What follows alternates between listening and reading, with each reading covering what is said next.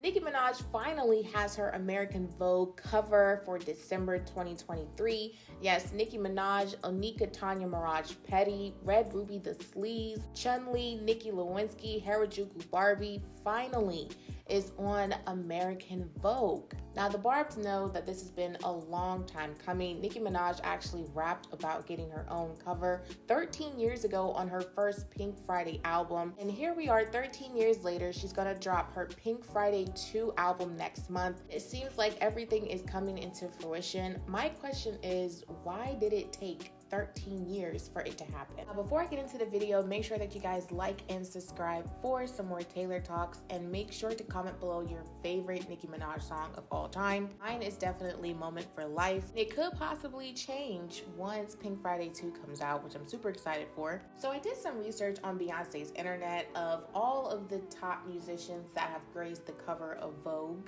There has been a lot, so I'll just run down the list. Beyonce, she was on the cover in 2015. Rihanna, her first cover was in 2011, and she's reportedly been on over 30 covers of Vogue. Not too surprised about that one. Harry Styles, he got his first cover in 2020. Taylor Swift in 2017. Olivia Rodrigo this year. Adele in 2012. Cardi B in 2020. Billie Eilish in 2021. Those are just to name a few. And when I look at this list, I want to think to myself, why wasn't Nicki Minaj on this list before this month? Now, don't get me wrong. I believe everybody on this list and tons more people that are on this list deserve and have earned the right to have their own cover. I just think that Nicki Minaj should have been a part of this list 10 plus years ago. Now, Nicki Minaj did talk briefly about this during her Joe Budden interview last year. She talked about why she believes she was not on the American Vogue cover. She talked about how she is the biggest female rapper of all time, which is true, and how she set so many trends over the years.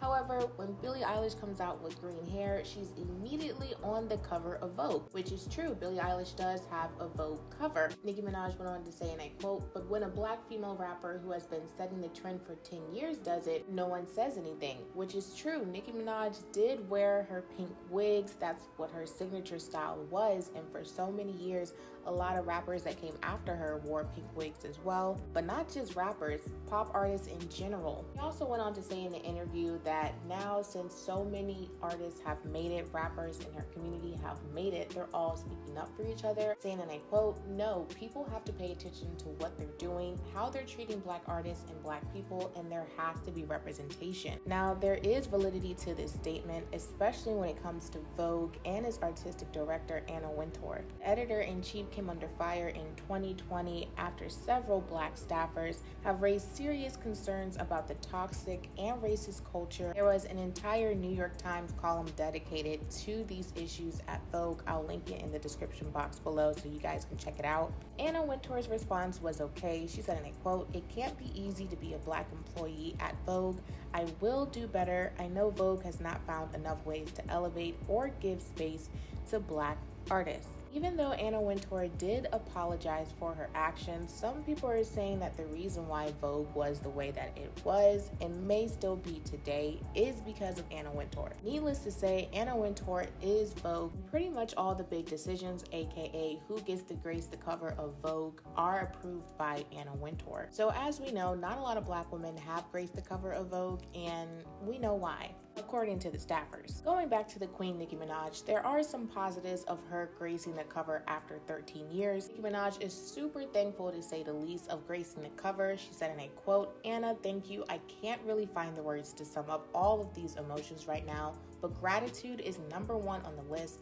Thank you for making one of my wildest dreams come true, a beautiful and surreal experience from start to finish." Her dream of being on the cover of Vogue finally came true, and she seems super grateful and super thankful for the opportunity. She definitely spoke this into existence, to say the least. Now, I did read her interview, and I think that her interview was well done. She talks about her marriage, being a mom, how she writes her music, her career, when she almost retired. I don't want to spoil all the details because I want you guys to go and read it for yourselves to get that experience. Now, there was one thing that she talked about that I thought was just amazing. She talked about how after she had Papa Bear, she thought that she would retire, saying, and I quote, I think that deep down inside, I believe that once I had a family, I would just lose the desire to make music, which we all know that didn't necessarily happen. She's going to release her new album next month, but I love how she's being open and vulnerable about having a child and also going back into her career. This is a huge topic of discussion right now for women, and I'm glad that she spoke up about it. And again, I'm super happy that she was able to have her dreams come true after all of this time. I want to know what you guys think. Barbs, are you guys happy for Nicki Minaj? I know I am. Do you guys think that it took a little too long for her to have her own US Vogue cover? Let me know what you guys think about this in the comment section below, and also comment below your favorite Nicki Minaj song. Like and subscribe for some more Taylor talks, and as I always say, guys, stay safe. See ya.